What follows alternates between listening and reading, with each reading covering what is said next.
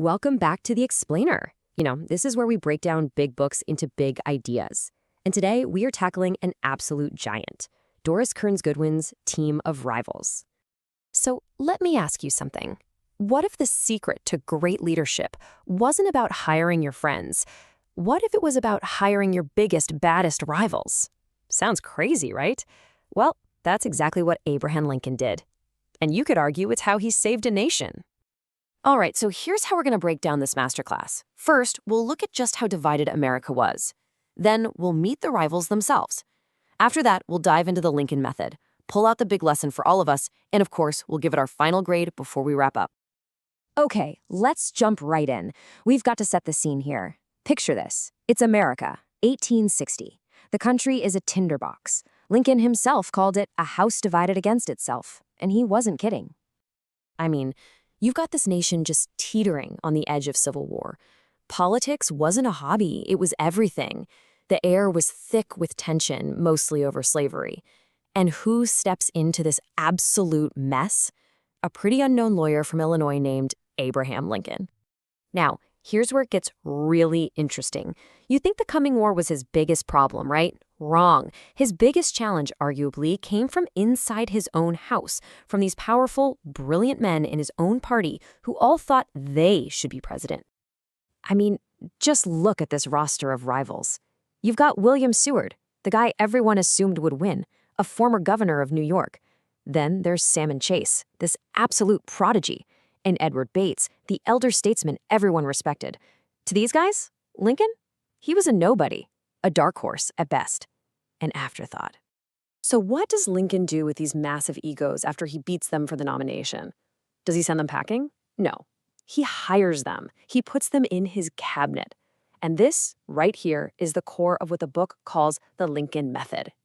So trait number 1 of the Lincoln Method, an iron will.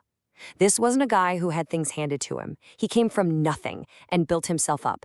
And that process forged this just unbelievable determination, a will that just would not break.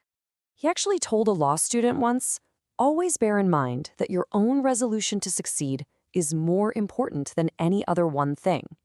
I mean, that says it all, doesn't it? It wasn't about where you came from. It was about your will to win.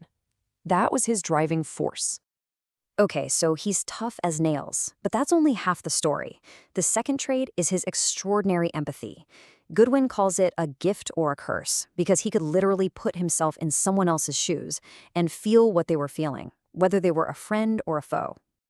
And this wasn't just about being nice. This was a political superpower. It meant he could see his rivals' next moves coming. He knew what made them tick. And, crucially, he knew how to manage their egos and put their immense talents to work for the country. This empathy leads right into the third trait, which is something you just don't see in politics very often: true magnanimity, the ability to forgive. I mean, these guys were constantly scheming against him, but Lincoln, he just wouldn't hold a grudge. He was always looking at the bigger picture. Get this, after a really tough political loss, he wrote to his opponent and said, "The emotions of defeat are fresh upon me, but I cannot for a moment suspect you of anything dishonorable." Who does that? Instead of burning a bridge, he's building one. And that ability to forgive is what turned his biggest enemies into his most important allies. Okay, so we've got an iron will, crazy empathy, and this incredible ability to forgive. But the final piece that ties it all together is a clear moral vision. This wasn't just about winning for the sake of winning. All of those skills were pointed at one single goal: holding the United States together.